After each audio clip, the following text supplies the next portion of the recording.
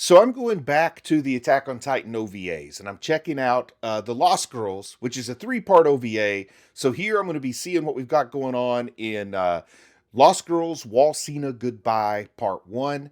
You know, I've heard some ups and some downs, some pluses and some minuses about this one, but I'm just going to go see what it's like, share the reaction, see what you guys think. So let's go ahead and get to it. And it's starting right off with some screaming here. Oh, wow. Is that Marco? Oh, no! I think we're starting back off with how Marco got killed there with his gear taken. Oh, look at that. I can only imagine how that would have hit me if I had seen this sooner, you know, before I had seen some of the reveals and the flashbacks and the way they've dealt with it in the final season. Yeah, looks like we're going to be spending some time with Annie here. And as usual, drinking coffee to keep me going. Oh man, talking to herself about how bloodshed is inevitable when you got a mission like hers. She understands that. But I think she doesn't understand the emotional sort of repercussions it's having. I think she fully expected to not be fazed by the killing that she's had to do. Oh, this is like the eve of the debut of the female Titan when she captured Eren out in the jungle. Oh man, this got me pretty excited. I'm kind of looking forward to seeing what this OVA is going to do for us here. I guess maybe there's 3 of them. Maybe this is the Annie one. The next one will be somebody else's. Wall Cena Goodbye. 16.5 is the episode, so maybe I'll go back and watch this in order sometime. But I'm really kind of excited to see where this takes us. Always kind of like the Annie character. There's Hitch. Sometimes I forget about Hitch, but she's always like a breath of fresh air when she shows up. A lot of fun.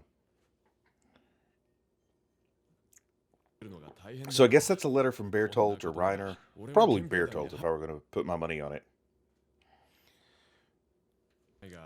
Oh, already like getting sort of intelligence about Eren and Eren's location.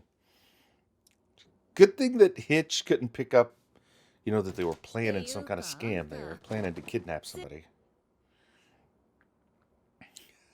Wondered why she hangs out in her uniform in her spare time. She does have a pretty sweet hoodie. You know, I like the hoodie.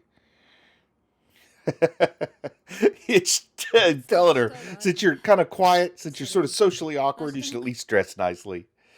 Oh, but Annie doesn't care. Annie knows it's all meaningless to her. She's cursed with a certain mission. Kind of little double speak about her plan to kidnap Eren in a female Titan form. Oh, somebody's run away from home? Oh. Oh, so it's like an actual military police mission to find this missing girl. So is this what the Lost Girls of the title's referring to? I don't know, but now I'm really pulled into it. Still saying and. The open-ended and. Oh, wow, she owes Hitch a favor. I kind of forgot about that. I'm not sure if I even remember what the favor's for. But she's got to go find the missing girl. That's the favor. I think this is going to be fun. Oh, this is going to be fun. Annie, maybe doing something positive instead of something negative that's going to dye her hands with red, as she said before. She thinks it's a date, or minor business was a date. And she's worried it's Reiner. No, she's more like Bertolt's one has a crush on her. Oh, a 15-meter Titan. That's quite the date. Oh, it's one of those situations where the truth is less believable than a lie. So it's a 20-year-old she's looking for. Okay, in the picture I thought maybe she was a little younger than that. Of course, it is a drawing, not a photograph. Yeah, Annie doesn't even know the meaning of time off, right? There's no such thing for a warrior like her. Oh, this makes sense too. She wants to keep her mind occupied so she doesn't obsess over what I'm getting quite the clear message is an unpleasant task she has to undertake the next day. Plus, I mean, pretty good chance she's going to die if she's tangling with the likes of the scouts, right? I mean, we know in retrospect that's not exactly how it plays out, but she does not succeed in her objective. Oh, there's Hitch on a boat in her little fancy dress. I like it that you repay a favor by working a missing persons case. A VIP's daughter is what I got. The Marlene Company. Oh, so let's see. Is this going to be a little like Victorian mystery, a little Sherlock Holmes style? Sitting around in a big empty room. I guess that was considered the high life for him. That table doesn't look like a dinner table. It's like a meeting table, but there's nobody to meet with. I mean, he's meeting with Annie, but it's a little bit of overkill for that, right? All those empty seats between them. Oh, wow. 10 days have gone by. But Annie just got on the job today, right? I guess Hitch has been, like, not taking it seriously. Oh, wow. Annie doesn't even want to engage in personalities here. She's just saying, sure, believe what you want. Tell me, don't tell me, I don't care. He's right about it being handed off.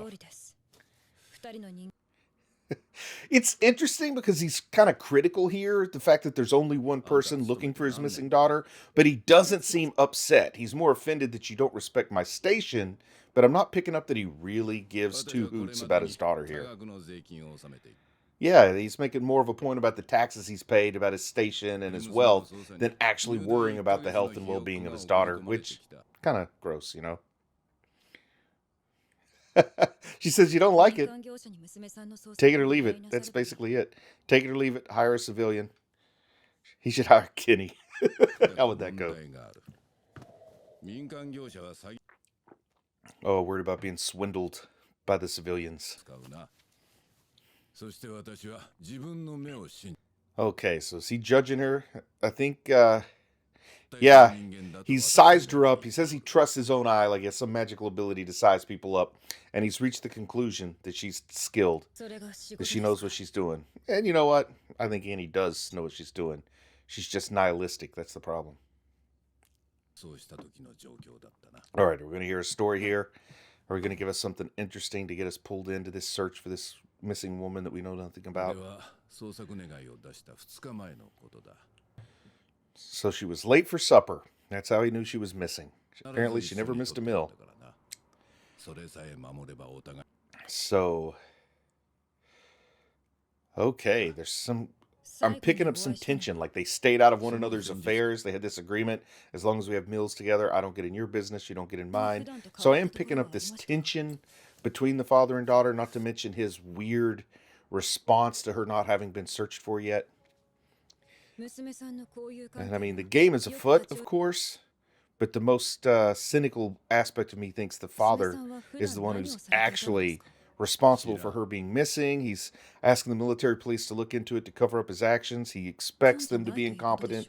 That's why he likes a rookie looking for her. If he hired a private investigator with his own money, he's afraid they might actually figure out what was going on. So he's counting on the incompetence and laziness of the military police. But I feel like maybe he is the one responsible.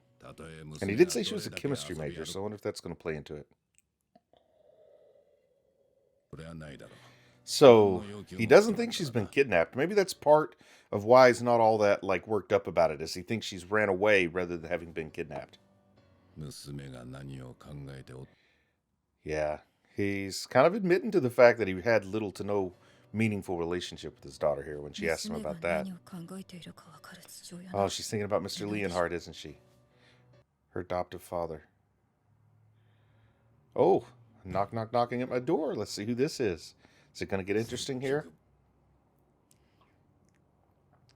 Too bad Marlowe isn't helping her investigate. I'd like to see what he's doing before he passed away.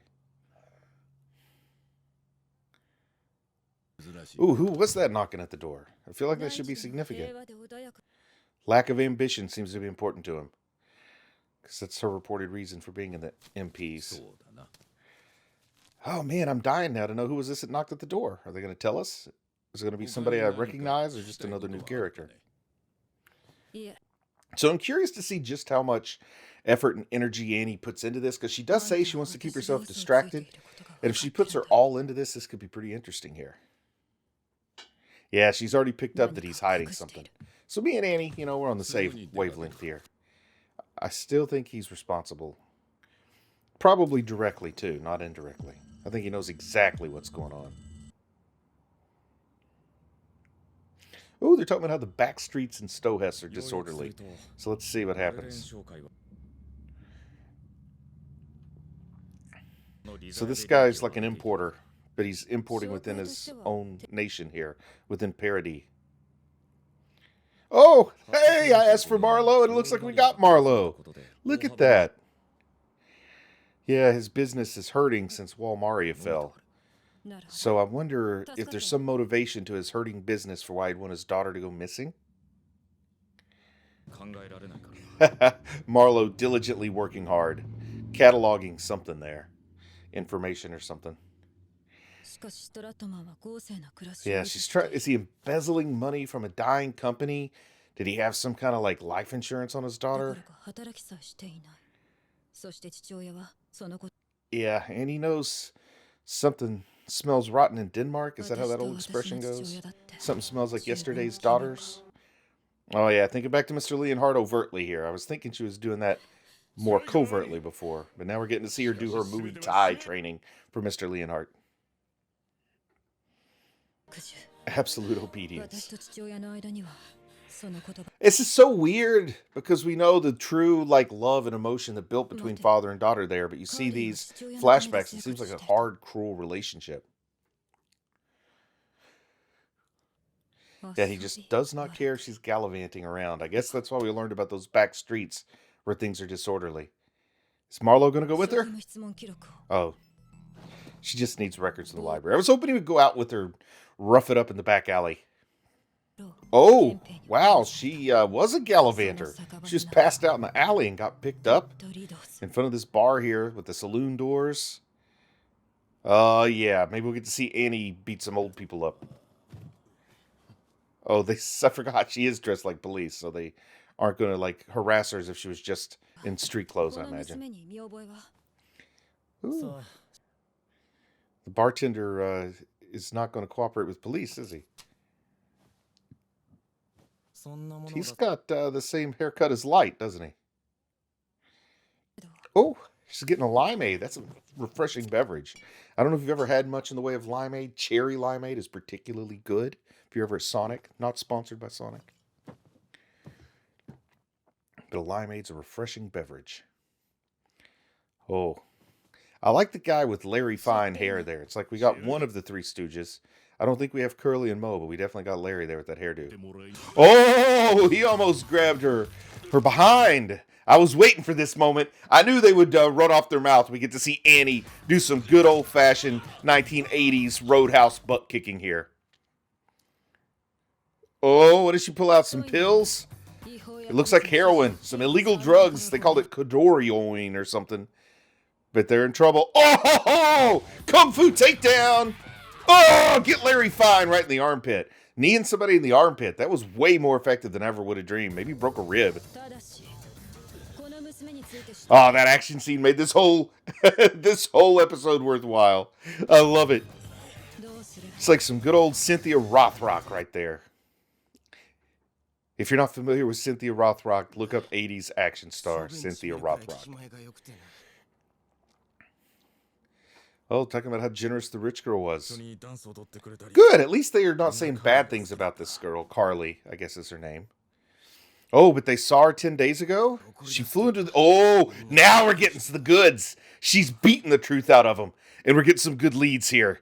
She went into a rage and became silent. What could she have been enraged about? Did she discover how her father was staying rich and he had to quiet her up, and she was angry about what kind of awful thing her father's doing, so he had to shut her up?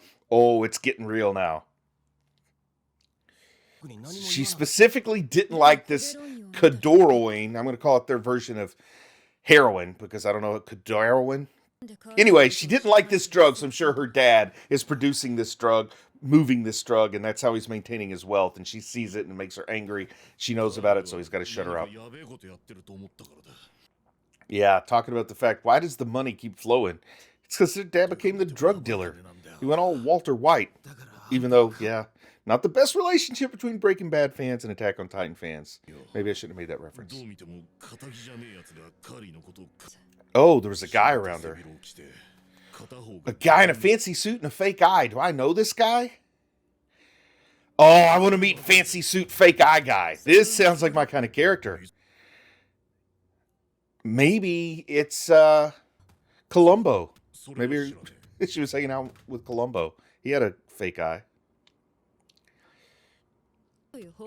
Oh, she's going to file a report that they're selling illegal drugs to a child, even after they cooperated.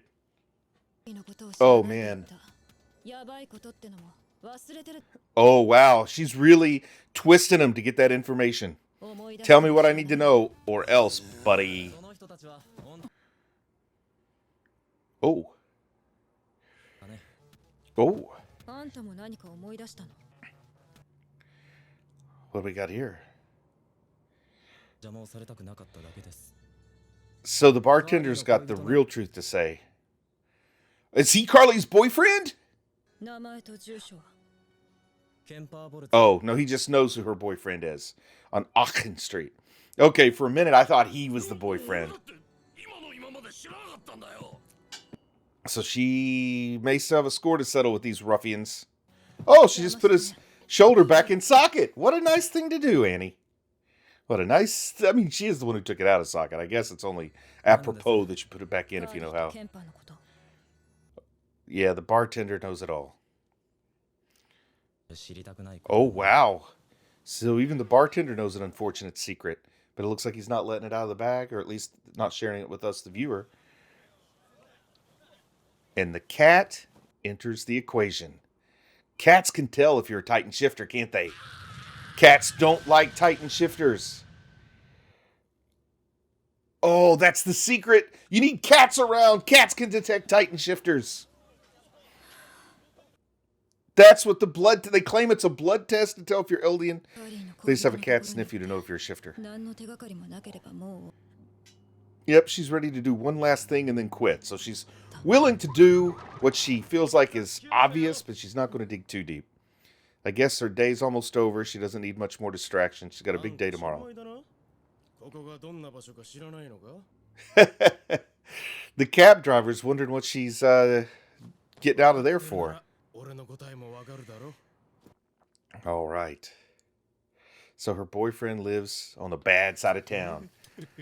So she's an uptown girl in love with the backstreet man. That's what I am. Kemper. That sounds like a old-timey gangster name. Kemper Bolts. It's like Kaiser Soze. Kemper Bolts. Oh, wow. Are we going to get to see her rough up some more people here in the alley? More action star beating going on? Oh, I think we're about to see it. He's going to have another tooth missing in a minute. Oh! Knee right to the face. He needs to spit out a tooth because he's already missing a couple. That'd be the perfect accoutrement. And she got the knife. She got the attention of the other guys. Let's see how this meeting with Kemper goes. I think we're about to find the answer because I think this mystery is going to be confined to this episode. And we're getting to the point and the place where I think the fun is going to start to reveal itself. Oh, heck. Doors unlocked and nobody's home? That's foreboding. Oh, somebody hiding around the corner. I guess that's Kemper trying to get the jump on her. Trying to scope her out. There's a police officer knocking on your door. 2 cups with fluid still in them like they left abruptly. 2 cups, not 1. Which makes us think that maybe Carly, that's her name? Carly is there? Or was it Marley? Carly. Because Marley's a country. And Marlowe is too much like Marley and Carly. And a window's open. So they popped out the window, hit around the corner. Oh, we're going to find a glass eye. A collection of glass eyes. Uh-oh. Coderwin. Yeah, Coderwin. I could have listened closer and heard how to say it, I guess. It's like heroin with COD in front of it, like cash on delivery. Oh, no! a wasted junkie under the bed. That would creep you out. Oh man, that's almost like in Seven when the guy who everybody thought was dead moved. It gave me that same kind of jump as Seven did there when she found that body under there. Also kind of reminds me of Levi's mom, if you remember when she was dead in the brothel. Oh boy, and is that an angry boyfriend out there? I guess if the girl overdosed on her father's own drugs. Oh, it's to be continued. I wanted to see her beat this guy up.